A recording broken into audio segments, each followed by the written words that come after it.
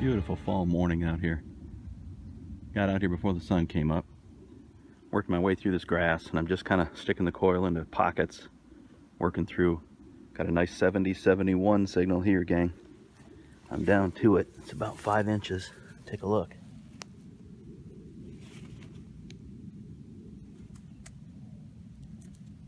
There it is. Dropped 3-ringer. Nope, it's pulled. Yep. Nice.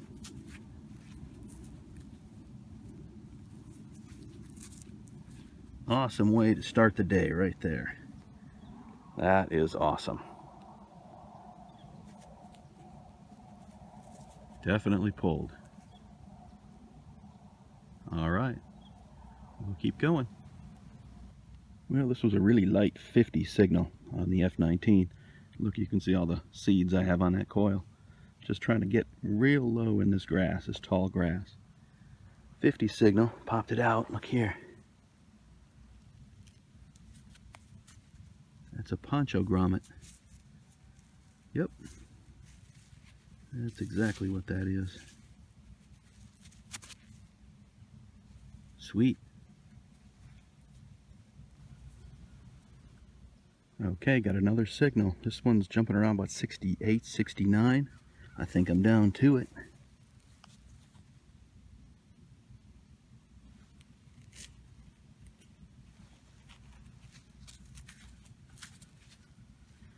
Williams cleaner this time, and it's also pulled. Very nice. Well, the signals are really popping back here, even though we haven't had any rain. Signals are really popping.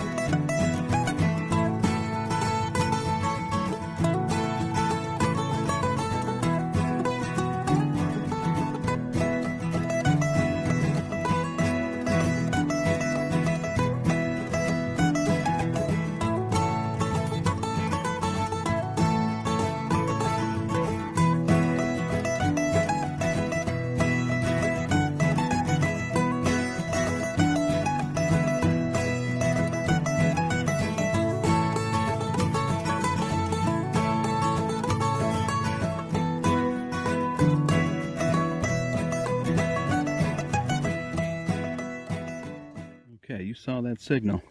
I haven't uncovered it yet, but it's right here.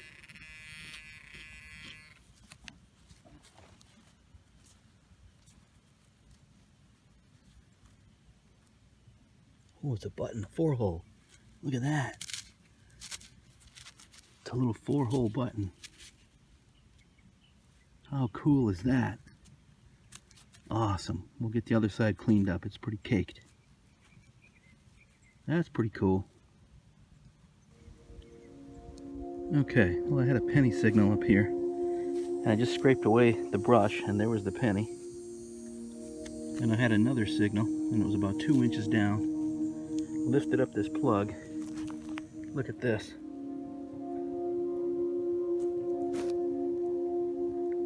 That's a smashed eagle. Gotta be. Smashed eagle button attached onto that clump. See if I can get it out of there one hand. There it is. Still has the shank on it too. Oh, it's too bad it's smashed. But that's the first smashed one I found out here.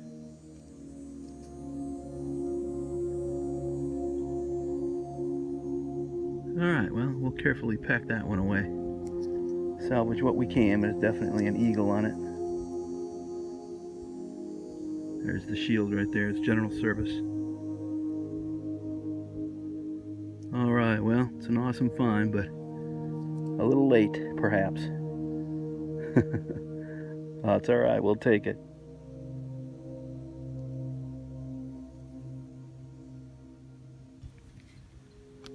Okay, well, it's starting to warm up a little bit, but just got a nice 66 signal on the F19 and got the hole open, and look at this sitting right at the bottom.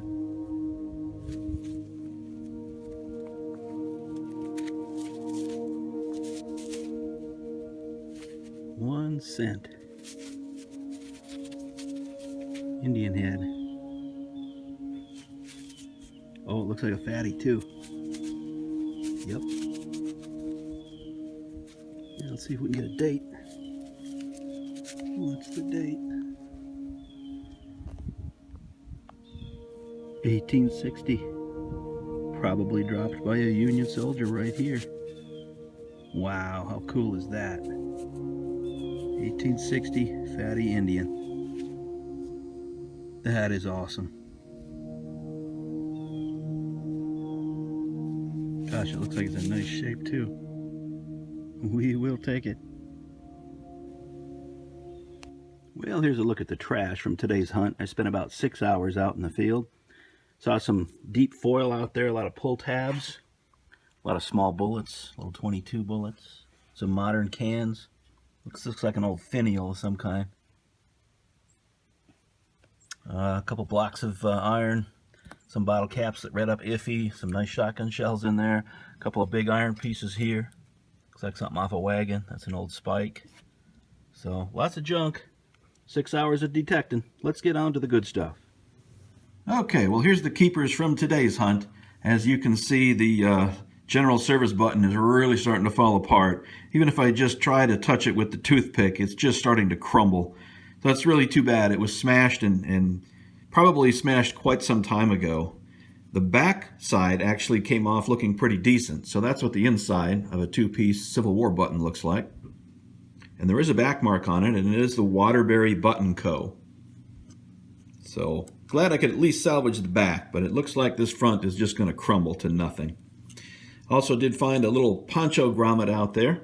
As I've stated in other videos, the weather was really rough while these troops were there.